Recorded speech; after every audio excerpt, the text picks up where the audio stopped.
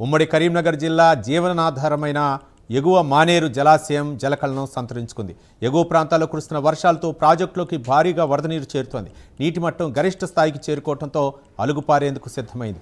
మానేరు నిండటంతో ఆయకట్టు రైతుల ఆనందం వ్యక్తమవుతోంది.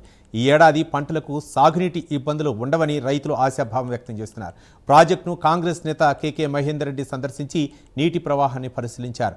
ప్రస్తుత ప్రాజెక్టులో 29 అడుగుల మేర నీరు ఉండగా వరద కొనసాగితే త్వరలోనే మత్తడి దుంకే అవకాశం ఉందని తెలిపారు. మరోవైపు వరద ఉధృతి నేపథ్యంలో అధికారులు అప్రమత్తమయ్యారు. ప్రాజెక్టు పరిసర ప్రాంతాలకు వెళ్లవద్దని సూచించారు.